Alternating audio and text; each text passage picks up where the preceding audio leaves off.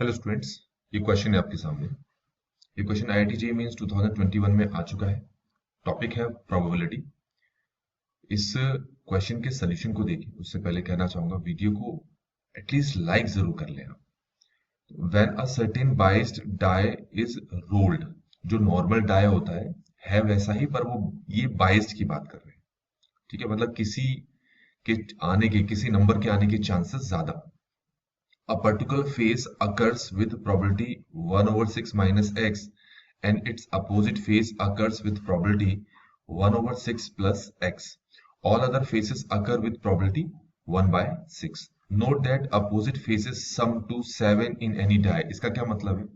इसका मतलब ये है कि जो नॉर्मल डाई होते हैं उनके जो अपोजिट फेसेस होते हैं उनका जो सम होता है वो 7 होता है। ध्यान रखें, जैसे ये 1 है तो इसका अपोजिट में होगा 6, तो 1 के अपोजिट में होता है 6।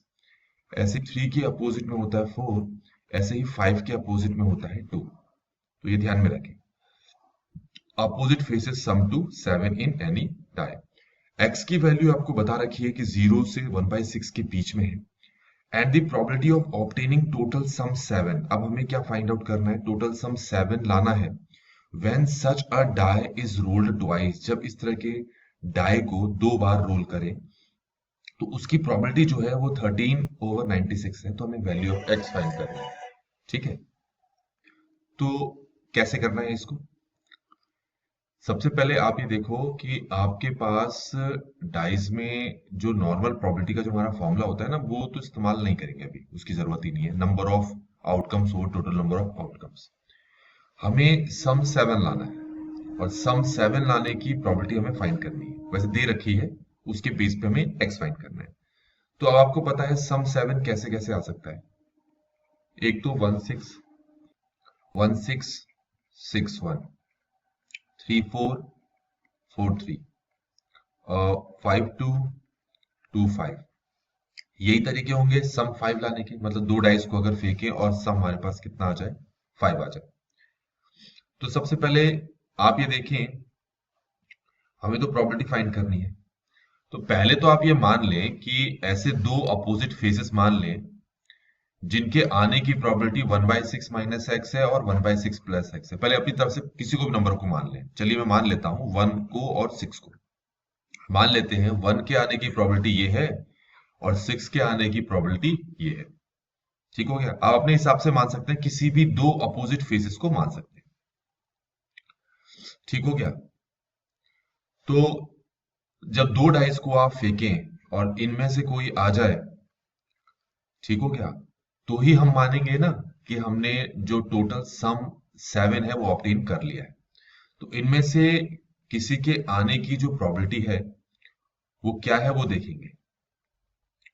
सबसे पहले हम इसकी प्रोबेबिलिटी निकालते हैं। तो 1 की प्रोबेबिलिटी तो मैंने आपको बता दिया कि 1/6 माइनस एक्स, और 6 के आने की प्रोबेबिलिटी होगी 1/6 प्लस एक्स।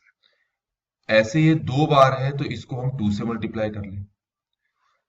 ठीक हो गया? तो ये तो हो गए इसके आने की प्रोबेबिलिटी, प्लस या फिर इस तरीके से आ सकता है, इसकी प्रोबेबिलिटी दे रखी है 1/6 और इसकी प्रोबेबिलिटी 1/6 है, तो मल्टीप्लाई करेंगे तो कितना हो गया 1/36। ये भी कितनी बार है? 2 बार। 5 की आने की प्रोबेबिलिटी हो गई 1/6 और इसकी भी आने की प्रोबेबिलिटी 1/6 होगी, तो 1/6 मल्टीप्लाई 1/6। ऐसे कितनी बार है? ये 2 बार है। ये क्लियर हो गया होगा आपको। अब इन सबको आपको जोड़ना है, उससे पहले यहां पर सॉल्व कर लेते हैं। तो ये हो गया 1/36 माइनस एक्स स्क्वायर मल्टीप्लाई 2। इसको सॉल्व करोगे तो ये हो गया 4/36। यहां तक क्लियर हो गया? कट गया ये।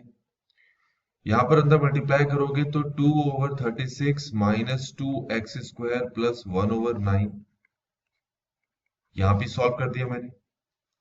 अब इन दोनों को ऐड करो, 1/18 प्लस 1/9 माइनस 2x स्क्वायर। अब अगर क्वेश्चन में देखोगे तो ये प्रोबेबिलिटी 13/96 ऑलरेडी दे रखी है ना? तो 13/96 इक्वल टू, इसको एलसीएम लेके सॉल्व करेंगे तो शायद 3/18 आ रहा है ये, माइनस 2x स्क्वायर। इसको यहां पर भी सॉल्व कर लेते हैं, 1/6 आ गया। तो ये आ गया हमारे पास 2x² equal to 1/6 minus 13 over 96। LCM लेंगे तो 16 माइनस 13 ओवर 96 बन रहा है। ये समझ में आ गया होगा।